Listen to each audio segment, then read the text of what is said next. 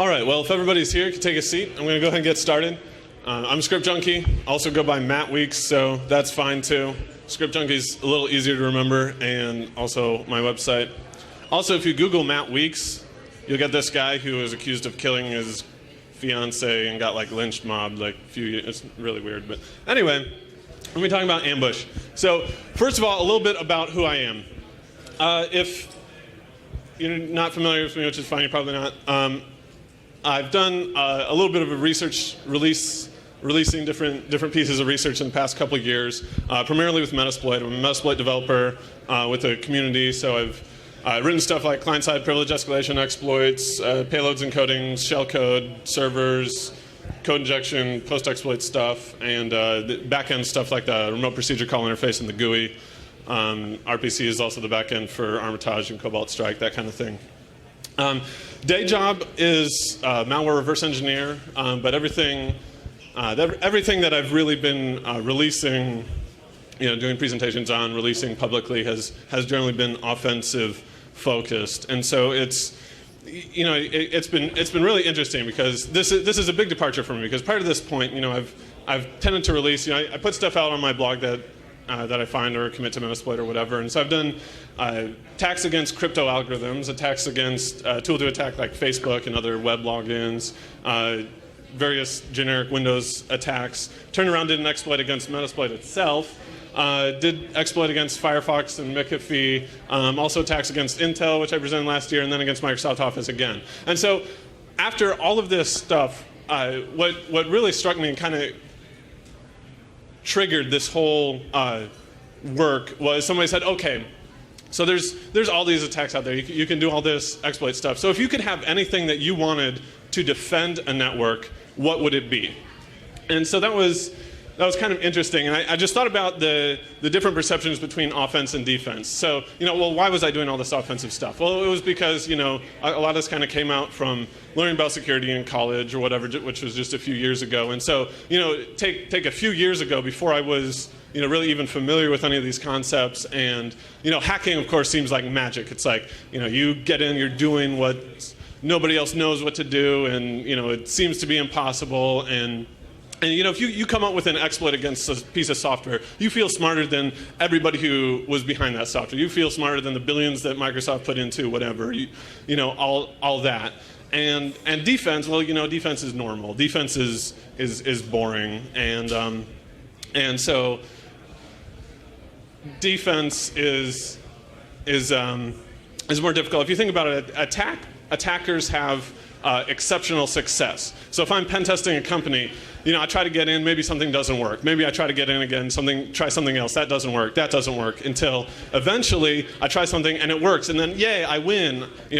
I win everything. Whereas your defense, you're trying, if you stop an attack, well, that's normal. You stop an attack, that's normal. And then, oh, something exceptional happens, oh, you got hacked, you lose.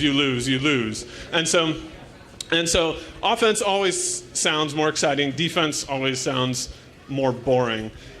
And so I thought about the different perceptions between that and why I was doing offense. And I realized after a while that, it got to the point where I was thinking, no, offense isn't the amazing, wow, how did you do that? Because there are so many ways to go get in. What would be really amazing if you could come up with some actually good defensive technology to actually stop some of these attacks. And so I thought, well, I hear all these perceptions between offense and defense, and I can't help you with a lot of those if you think offense is more exciting. But one thing that I heard again and again and again, and so this is what I'm calling the myth, is just common frustration between defensive guys is this idea that attackers only need to win once. And so you hear this again and again. I set up all these defenses, all they got to do is find one hole in, and then man, I'm owned, and they win. And so I thought, that's not the case. Or actually, maybe more specifically, that is the case, but that really, really shouldn't be the case. And so I thought about, you should not have your defense set up in such a way. When people talk about this, what they're basically talking about is a defense which is based on this idea of the wall. So what is the wall? Well, the wall is, inside this little box, that's what anybody outside can do. And so here, for example, we can take the JDK security model. Inside that little box there is our sandbox. And outside remote attackers can do whatever they want inside the sandbox on the web page, but they better not be able to talk anything outside that little box, which is our files and our data and our processes and all that other good stuff. And so this is the wall, and we put our security measures in place. Even though they know everything about this, they shouldn't be able to break out. And yet, what happens? Well, every month, it's kind of like Patch Tuesday, except every month for Oracle, somebody releases a Java O-Day, right? And so you get all these exploits which break through the wall. And so you think you've done everything to secure it, but somebody comes up with an exploit and gets through. Or, even without that, somebody just sends a link to your people, and they've got a nice link to a Java signed applet and says, just click this to see the web page. And sure enough, people allow them access because they're tricked to allowing access. So basically, attacks either come into exploit categories or allowed access categories, which was probably unintentional. And this happens all the time, and everybody always hacks everybody. And so on the defense, what can you do about this? Well, advice basically follows brush your teeth and floss, which is, of course, patch your systems and train the monkeys not to push the buttons. But guess what happens? Well, somebody's always got an exploit, or you haven't patched it, or something else, or all the monkeys keep clicking the buttons. And you can do phishing awareness. I heard statistics. I don't know if any of these statistics are worthwhile, but the best information, awareness campaign, you tell your people don't click on the buttons, and that, still 30% of the people click on the buttons. If you actually send them something like Phish Me, where they actually get phished, and then they click on it, and then they get punished for that, or whatever, then it'll be better, and still now only 5% of your people will click on stuff that comes in. So, of course, the attackers still get in, and news, this will fail. So, what can you do outside of that whole paradigm, since that's not going to work / is not working? So you've got different points of defense that you should be defending against. And there should be, if you think about this, turn around, start thinking about it from an attacker's perspective. Let's say I'm going to do the cyber criminal. I'm going to go own as many people as I can, set up a botnet, steal their credit cards, and get rich quick scheme. So what points of defense are out there which could stop me? Well, so you can start with a ton of external points of defense. So in this case, if somebody sees what I'm doing and finds out that it's me that's doing it, that's a fail, because then I can get arrested by the FBI and share a cell with a large roommate, and that would be bad for me. So externally, in order to achieve this whole thing, what I'm going to do is first, let's say I'm going to get an exploit pack, put it on a website. So I've got, first of all, I've got to get a domain out there, which it goes back to. So obviously I can't just register a domain, except even in the process of registering the domain, I have to make sure that my IP address, my browser info, any of that doesn't get sent over there. And then I got to get a server. So, how am I, well, in order to get either of those things, either I pay for them with a credit card. No, that's a really bad idea, because once again I get caught. Or maybe I could use a prepaid credit card, except it's still maybe possible to trace that back to, security camera, who bought that credit card. And so maybe I could hack into somebody else's server, but then once again, there's all these opportunities to get caught. So that's just getting a server which I can host this from. Then I got to get the exploit pack, which itself could be, buying it from somebody who I don't know who that is. And then let's say I get this and I set it up, and then I have to get people to go to this. So then I've got to get traffic and Black Hat SEO or whatever I use to get traffic, and then I go pop all these people. And now what do I got to do? Well, now I got to go have malware, which is not going to get detected by the antivirus agencies. So that's not necessarily a chance to get caught, but that's more work that I have to go through. It's more hoops that I have to avoid, or I can get caught and it can get stopped again. And then it gets on the system, and I steal all your credit cards when you go buy something off Amazon, and then I take that, and then I have to cash out. But oh wait, if I go cash out and that's a stolen credit card, that's again another opportunity to get caught by law enforcement, whatever. And so maybe I could set up some type of shipping scheme with mules and whatever, but they could get caught, and that could still end up coming back to me. So there are so many extra. We haven't even talked about, you can probably come up with 15 different points here that I could get caught at. And we haven't even talked about anything that you can do yourself to secure your own stuff. And so having said that, there is a great shortage of competent and willing FBI and whatever police agents to go prosecute all this and to go investigate all this. And so many of these layers, although they are potentially out there, often won't be followed down. So we go back to your network. Let's say you're running a company network, and so you've got network defense measures. So you've got your intrusion detection system, intrusion prevention system. Well, those are nice and all, but most likely, since the network is the traditional location for an IDS, IPS, if I'm going to write malware, I'm going to guarantee that anything going over the network is highly obfuscated or encrypted, and you're not going to see this. It's not going to trigger one of your generic signatures. I'm not just going to send a command shell over plain text. So then we bring ourselves down to the host level. So what can you do at the host level? Well, you've got a couple different strategies. You can try to patch your systems. You can try to install security software. So for example, you've got antivirus. Well, antivirus is great. Antivirus stops all attacks. And nothing has ever gotten past antivirus before. So if you've got that, but just in case that fails, then what happens? Well, the problem is it fails because it's this one-size-fits-all mentality. So everybody has the same antivirus. Everybody can download McAfee and experiment with that. And what people need to realize when they're complaining that antivirus didn't catch attacks is if I'm an attacker, I am never going to send you a piece of malware which I think is going to trigger your antivirus. I will keep modifying it until I am sure it's going to get past. So this is all stuff we've heard of. So we move farther to more behavior-based monitoring. Well, now this is a step up. Under this category, I would put host intrusion prevention systems. Well, now I can start to customize that and look for bad stuff which the antivirus companies didn't necessarily catch. And so this is pretty good if I take the effort to use it correctly, and yet it's still very limited.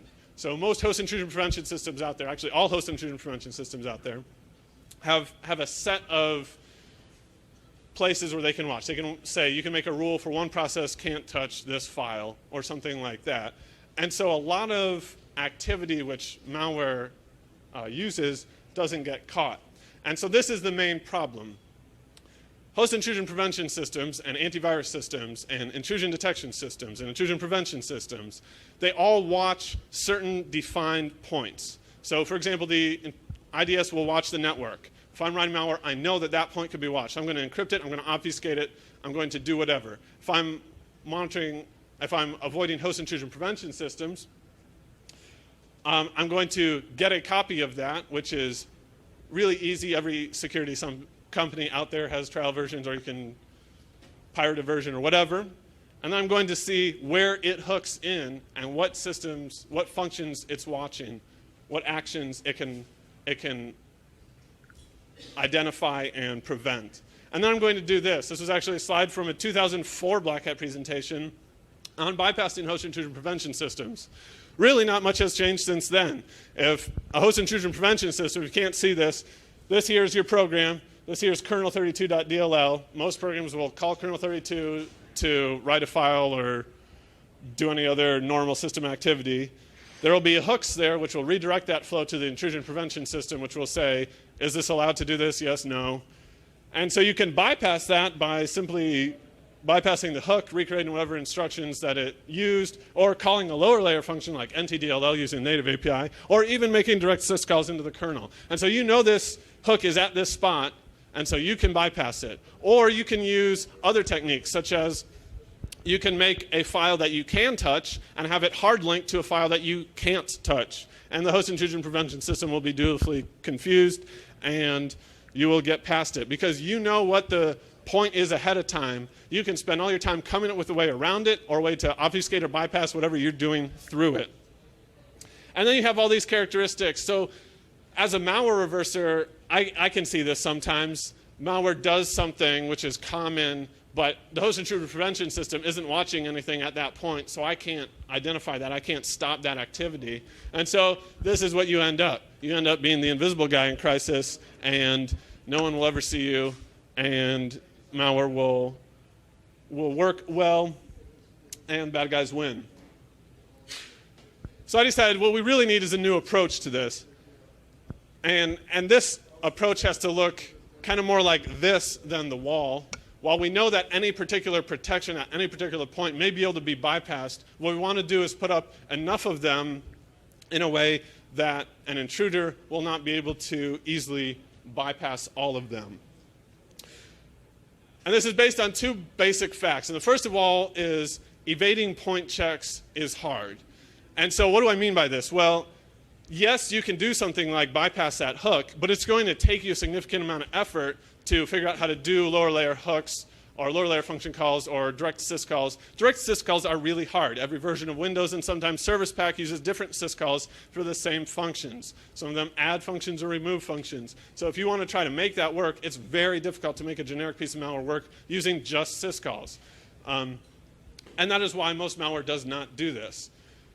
As an example here, you could take a look at the Dooku malware, everybody's favorite son of Stuxnet or brother of Stuxnet or mother-in-law of Stuxnet. I don't know the malware taxonomy, but Dooku used a process injection technique. So prior to Dooku, all the public process injection techniques, very common in malware, you get a handle to another process. You can do that by creating a process or opening a process or debugging a process.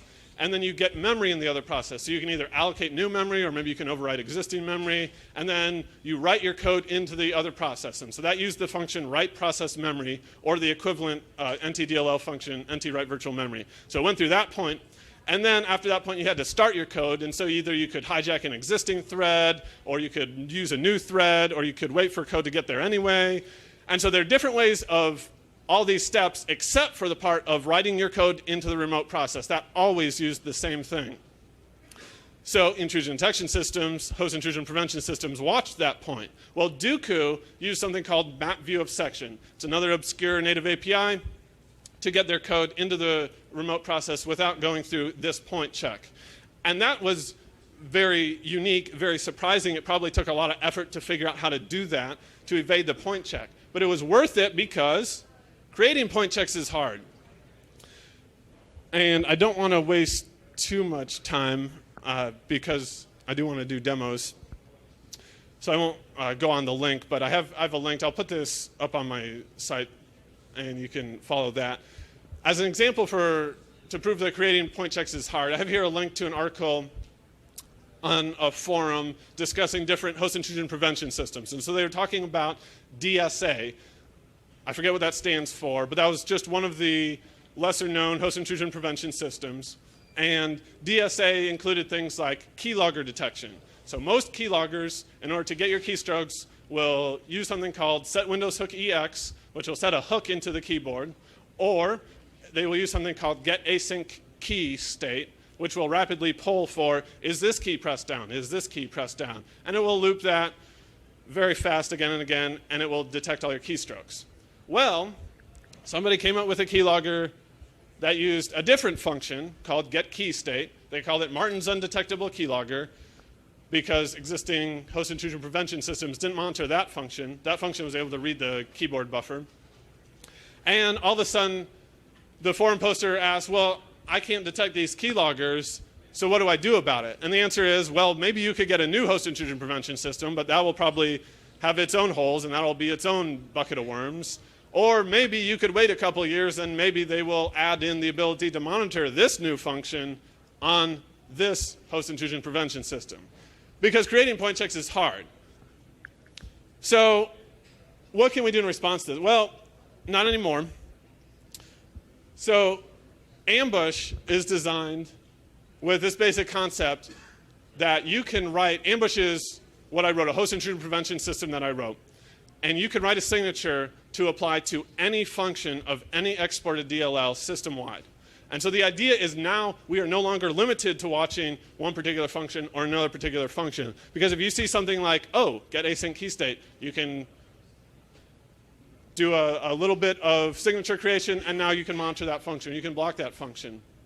What's also unique about this is instead of, say, monitoring read file, let's say malware has a bypass for that by calling the lower layer NTDLL function NT-read file. Well, now you can put a signature on NT-read file, and there's no way ahead of time that a malware author is going to know where those hooks are, where those signatures are. And you can be really creative in how you write these signatures and hooks and avoid any of this malware behavior which avoids these point checks.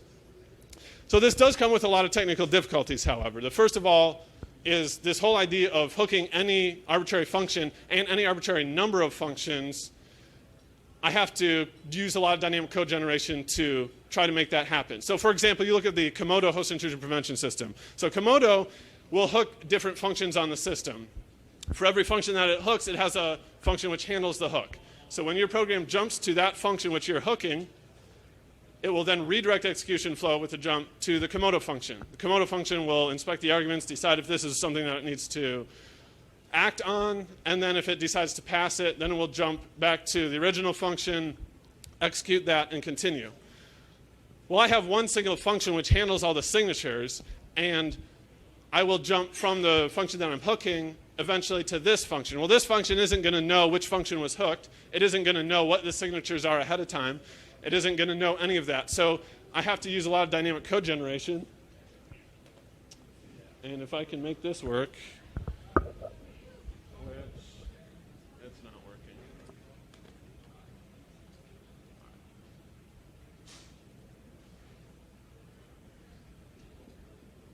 Pull that up here.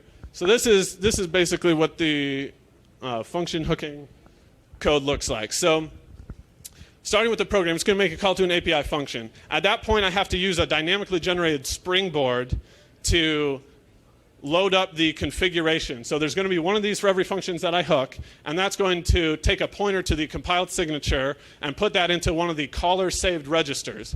So x86 and x64 each have registers which the calling function has to save, and the callee can override at will. So I use those temporarily to get the pointer, and then use that to jump to my main function, which is hook 0. That is the main compiled function which will read the signature, which will tell it what function that I hooked, what the arguments look like, what the restrictions on those arguments are. You can write a restriction that says, if this is a string argument and it matches this regular expression, then block it. Or if this is an integer argument and it matches this number or range or bit mask, then block it or kill the calling process or kill the calling thread, etc. And then if the signature decides to allow the function to pass, then it has to go back and call the inner API function.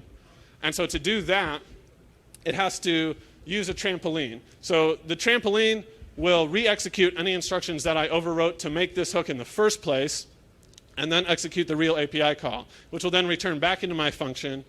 And at that point, I can do post-call signatures. So you can write a signature, for example, that says, if you call winsock receive, and you just receive something from the network, and then after the call, the buffer contents look like MZ blah, blah, blah, PE. So it looks like you're just downloading code from the internet, then throw an alert.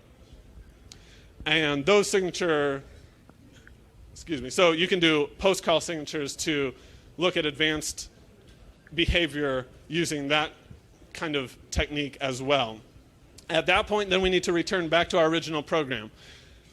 And then you run into a artificiality of Windows API calls. They use something called the standard call calling convention. x86 is painful because they have like 5 different calling conventions. But almost all the Windows API calls use the standard call calling convention. So I implemented standard call on x86. So in standard call, the called function has to clean up the stack. So once again, I have to know how many arguments were on this stack. And this is different for any of the functions which I can hook. So once again, I have to have dynamically generated code to fix up the stack and then return back to the program. This might seem like a lot of overhead, but in reality, although there are a lot of different cases, each one of these is just about 3 or 4 instructions to go get the pointer and jump. And I have not noticed a significant degradation in speed with this type of hooking. So now that we have that, we do run into a number of significant challenges. So before we go further, I want to talk a little bit about this. So first of all, we mentioned the calling conventions and code generation. Code generation is very difficult because of different assembly complexities. So if I'm hooking a function and it's a standard Windows API function that's exported in kernel and it's all documented, they normally have something called hot patch points. So the beginning of the function starts with a move EDI instruction, which you don't need to worry about. It does nothing, and it's 2 bytes, and then it continues with the body of the function. Before the function are 5 bytes of nops, or in Windows 8 they changed that to interrupts, but basically bytes that don't do anything. What you can do is overwrite the first 2 bytes of the function to be a jump back to the 5 bytes, and those 5 bytes can fit a long jump, which can take you to whatever code that you want. So it's very easy using those jump instructions to jump to your code and hook Windows API functions which have hot patch points. On x64, it uses a different technique where it uses a pointer. It says jump to whatever is at this address, and then you can swap out that pointer with your address instead of the real function address. But on native API functions, lower layer functions, other functions, this becomes a lot more difficult. Because what you have is you don't have nice hot patch points. So you're overriding actual opcodes of the function, actual instructions, with your jump to your function. So you've got to recreate those later, but those can be kind of complicated because those, for example, could be an if statement. If this, go here, else go there. So over here, when we jump back to our function, this trampoline, this can actually have multiple arrows out back to multiple places in the inner API function, as I have to recreate the jump and rehook up all the offsets to follow that branch or follow a jump. So that entails a lot of difficulties, and unfortunately there are some issues. So certain functions, I have run into a couple of them, do not obey standard rules of API calls. So they do not obey the caller saves this register. They assume the callee is not going to change that register. That's very rare, but it occasionally happens. Another thing that occasionally happens is if I am overwriting actual instructions, there's a possibility that there could be a loop or a jump back to the middle of the instructions that I overwrote, which I maybe overwrote with one big jump instruction, and so that will cause a crash because it won't be following the path that I thought it would. So that's, again, uncommon, but it still happens. So what that means is there's a possibility that just setting a hook can cause a crash, which we'll see later. Other issues I ran into was dynamic loads, the concept of how do I get this loaded into every function system-wide, into every process. And so how I'm doing that is I'm hooking the create process calls so that a new process which is created will be created suspended, my code will be injected into it, and then it will resume after it's been all hooked up. DLLs can also be loaded dynamically, and so I hooked a low-layer DLL load so that when a new DLL is loaded, then I can hook that up if I have signatures for that. And finally, Windows 8 made like 5 different changes which broke this. They changed how the hot patch points looked. They changed how some of the imports looked. They made a lot of other changes, but we have worked on compensating for that as well. So what's the bad news? Well, given these difficulties, there are certain operational challenges. So if you write a signature which blocks a function which is used by a core Windows API service, you can very easily turn your computer into a brick. In contrast with other host intrusion prevention systems, which will kind of handhold you and only let you touch certain things, the whole point of Ambush is chains are gone. You can do whatever you want, and so you can very easily kill yourself. There's even a possibility that if you write a signature which doesn't do a block or a kill, that could still cause a crash. Like I said, it's not very common, but it could happen. If you do that and crash your system, then you're pretty much hosed. You have to reboot into safe mode and fix that, etc.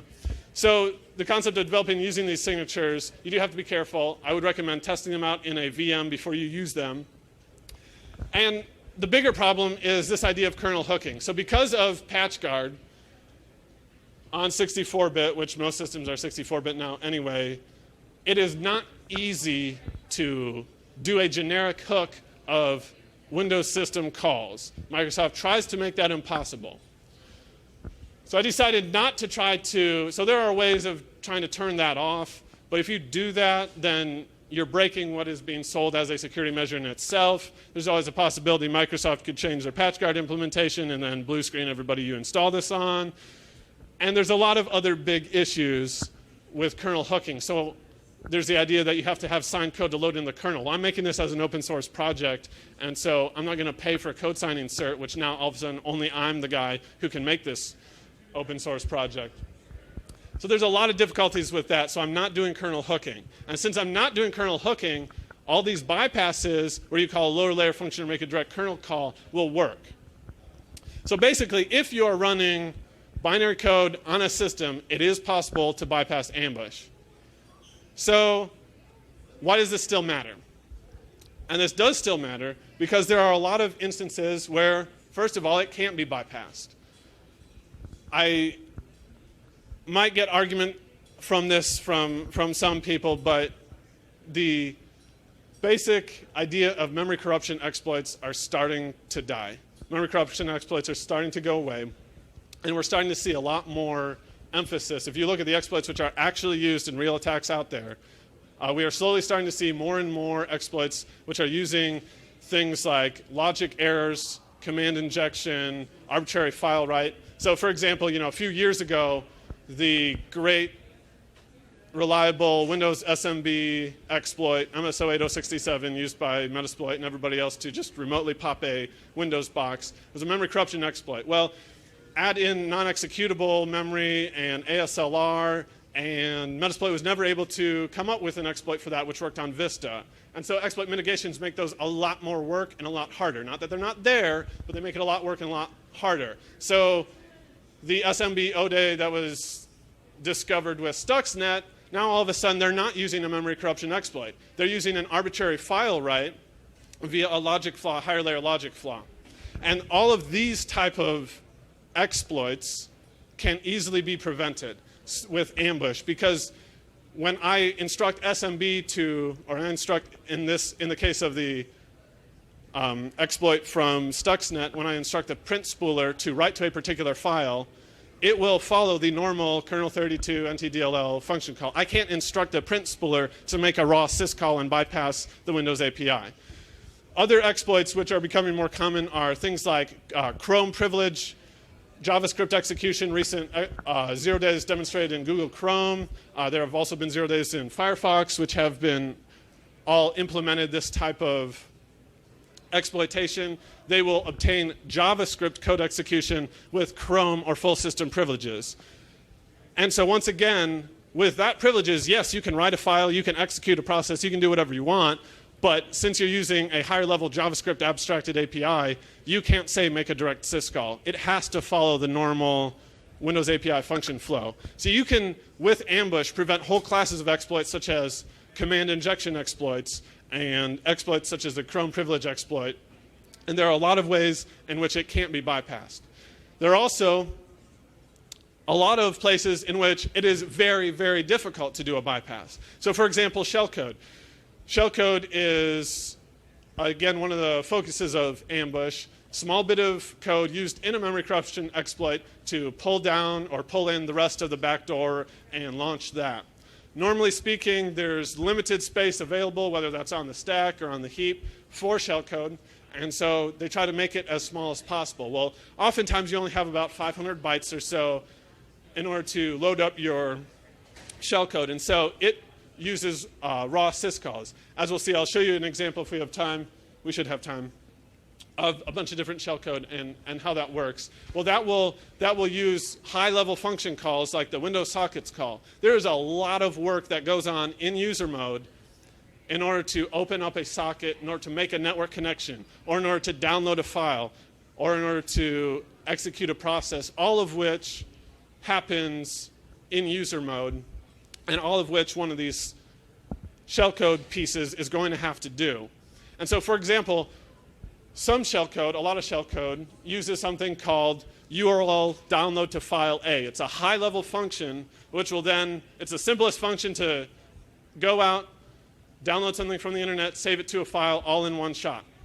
So it's very popular among shellcode writers. However, this function is not used by things like Internet Explorer or Firefox. They all want to maintain control of caching and connections, et cetera. So they're not going to call this one function which does everything for them. They're going to go have control over all those, do it from a lower layer. So if you see this function called at a high level, that's another thing Ambush excels at. You can say if this happens at a high level, even if the low-level result, network traffic, downloading a file, is the same, I know that this is probably something bad. And so other host intrusion prevention systems, network intrusion prevention systems, they'll only see that a download happened. And you can't generically stop all downloads, but you could generically stop all URL download to file A's. And that would stop probably nothing legitimate and lots of malware. And bypassing these is not going to be easy, because let's say I'm a malware writer. I say, OK, URL download to file A might be hooked if somebody has ambush. Well, I'm going to skip the first few bytes of the function, recreate those, and just jump to the middle of the function. So if there is a hook on this function, I've bypassed it. Well, now with ambush, what I can do is I can write a signature for the win inet functions. So inside URL download to file A, it calls different functions. Open internet, make a connection to a remote server, start reading a file from a remote server, open a URL.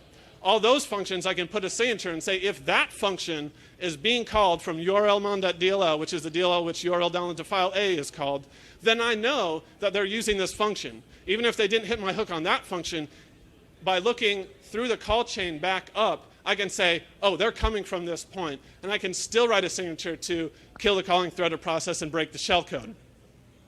So this, like I said, you can do, based on that one function call, probably about 20 or 30 different possible ambush signatures to catch that. And it will be very, very difficult for an attacker to use Windows code and not risk hitting one of those functions.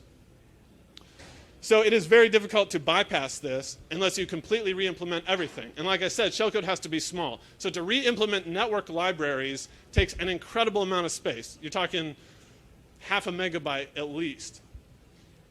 Not to mention, I'm not aware of anybody actually doing that on Windows. So you'd have to reverse engineer it, and it's probably different between all the different versions of Windows. At the very least, all the syscalls are different between all the different versions of Windows. So this is not going to be very easy. And finally, I'm going to take a little bit of time, not too much time since we're starting to run low, and talk about strategy. When you're doing defense, you have to, even if it isn't foolproof, you have to take the best strategy. So there are different strategies which have been proposed. And one of them, I get a kick out of exploit developer world. Even though I've been one, I've played in it a little bit, I still get a kick out of a lot of exploit developers. So a lot of the real famous hackers, if hackers are famous, are exploit developers. And what's kind of funny is, even though as much as you're like a total expert on one exact area of computer security, oftentimes you don't get the bigger picture. So some suggestions which have been put forward from some of the offensive community is, well, you should have secure software. So basically either don't write software with bugs or don't use software with bugs. And I mean, I'm all for increasing the security of software. For example, if software developers just buckled down and used Java or .NET or any other memory-safe language, then we won't have any of the memory corruption vulnerabilities to start with. But it is not a winning strategy to assume that you can eliminate all vulnerabilities, to assume that you can not use software with vulnerabilities, because they're going to be there. And even if they're not there, a lot of the pen testers I talk to, who are some of the best pen testers, don't even use exploits at all. They just simply send somebody something to click on, they allow the signed applet or the macro or whatever, and they've got access. And it's just more work than it's even worth to try to put together an exploit. So no bugs is not really a good strategy. There's also another strategy here which I get a kick out of. And so this one is, I call blame the user. So if you can't see this, this is a screenshot that I pulled from Twitter where Dan Kaminsky basically says, is antivirus even worth anything? And then Mikko, who's in charge of an antivirus company, goes, yeah, we just stopped 500 people from getting infected with this thing. To which attrition, I don't know if whoever wrote this is here. Hi. I thought this was kind of funny. He says, oh, well, it sounds like those 452 people shouldn't be allowed to use a computer. So I mean, regardless of, so, you know, that's kind of funny. Maybe that is the case, but maybe they were just browsing any random site, and that site had a malicious advertisement or whatever, which pulled back to an exploit pack, which had a Java exploit, which still hasn't been patched by Oracle, and the user didn't really do anything which should have gotten them owned, and they got owned anyway. So blame the user, well, right. While that may make you feel better inside, it's not going to work.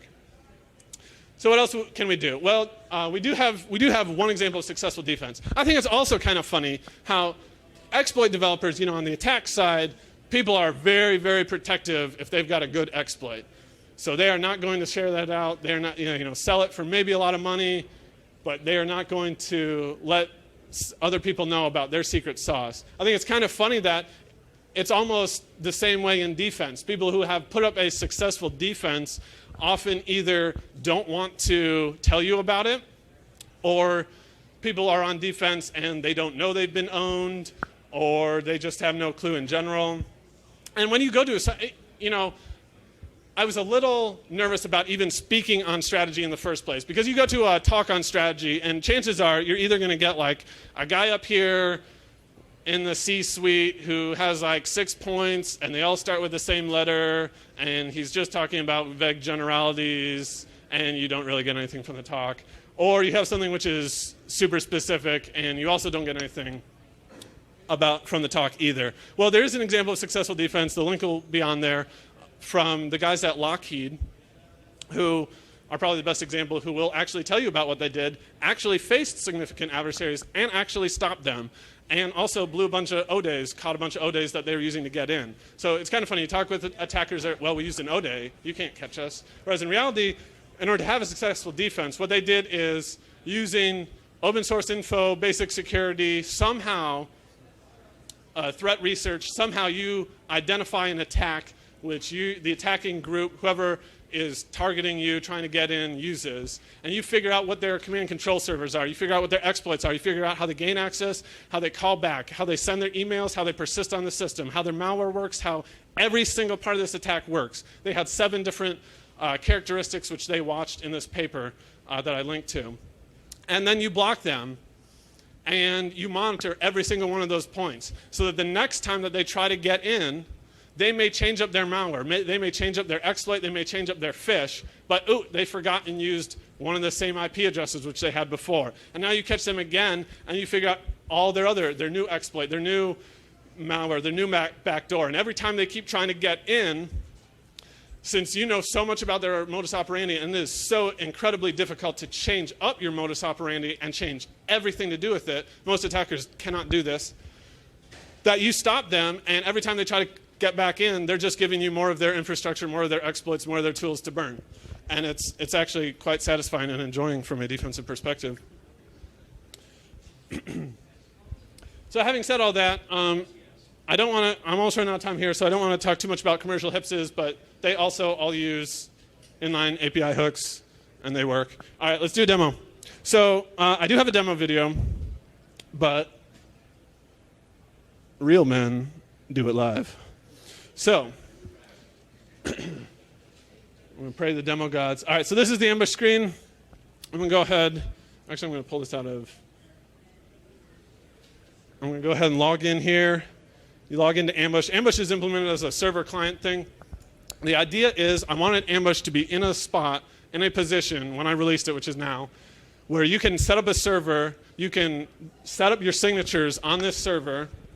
I'm going to go to my demo set in just a second, and you can push out an MSI to everybody on your network, which will then report back to your central server for alerts, for signatures, etc.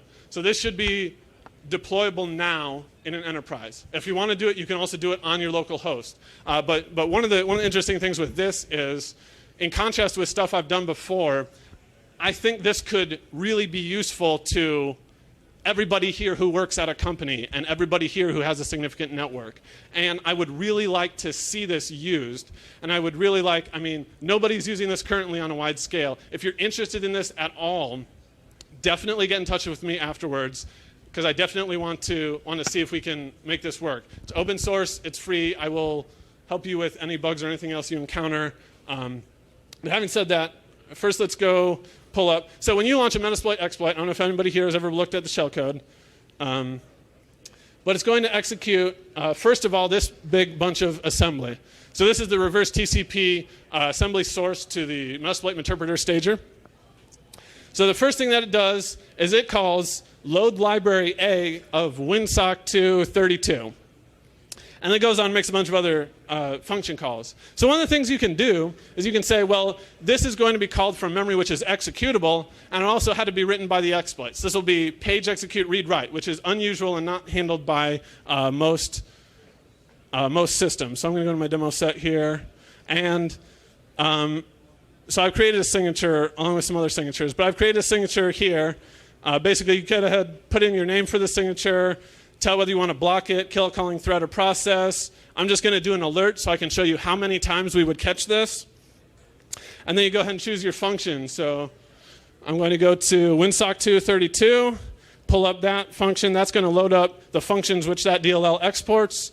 So I'm going to, oh, sorry, I'm not doing the winsock one. I'm doing the kernel 32 one.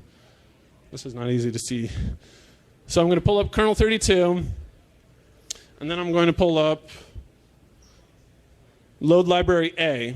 So then it's going to load up the function prototype for that function, and then allow me to put in signatures for the argument. So I can go ahead and put in a regular expression. I can say if I see load library A called, and it's only calling ws2_32, which is unusual. Most legitimate programs will use ws232.dll.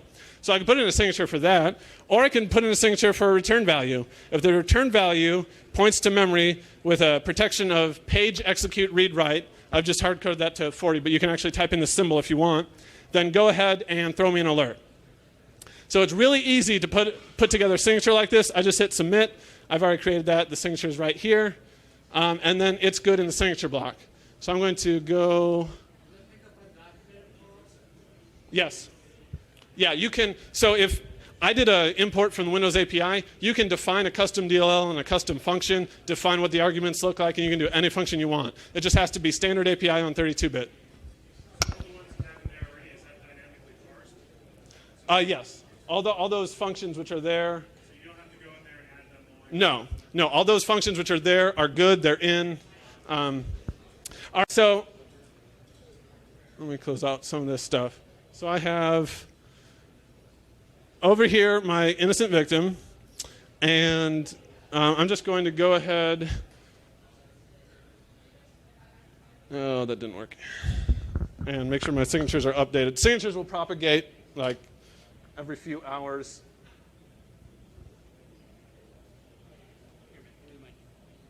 Here you go. Thank you.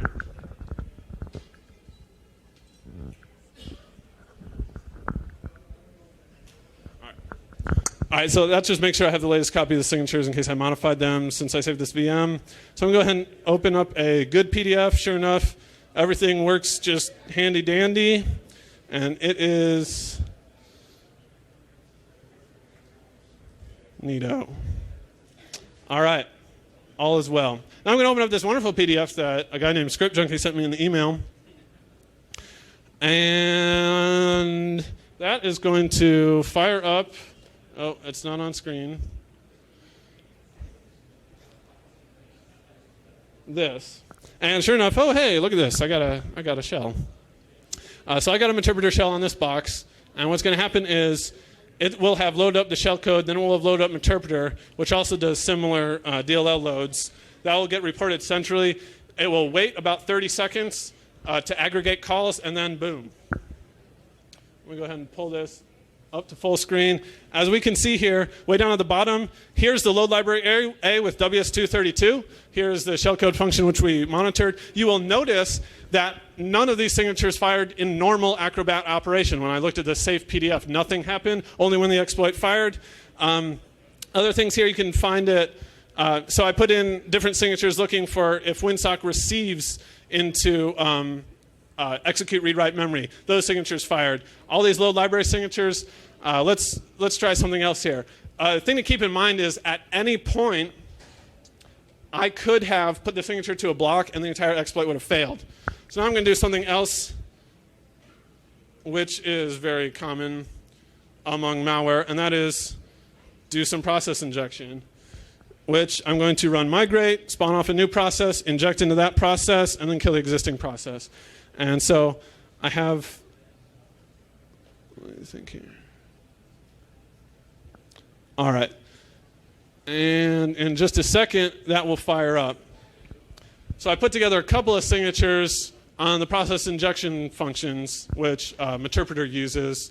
And then what you'll find is the reflective loader also loads up other functions, as you see here, as Interpreter loads all this stuff. And sure enough, boom, here's all your load libraries. As you can see here, we use a virtual alloc EX into the remote process, write process memory, which is what Interpreter uses to inject code into the other process, and then create remote thread to start that code. And then sure enough, here's the new process, and here is it loading up all the same Interpreter functions which our existing process started from.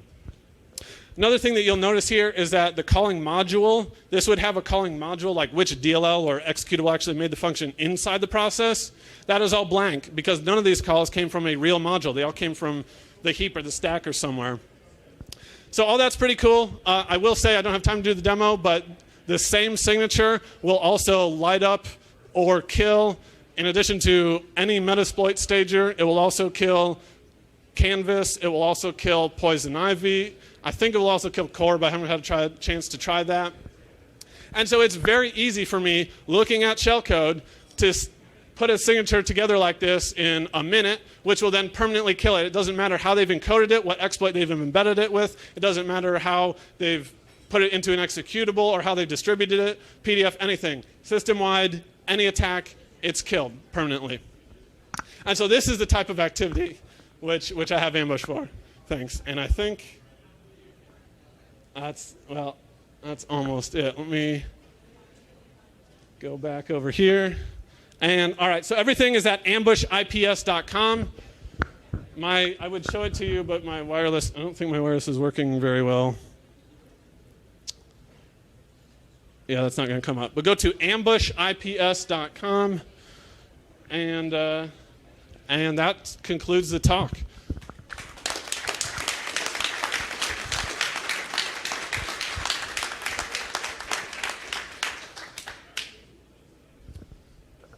So, any questions?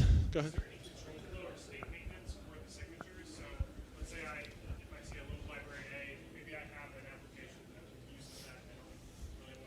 Right.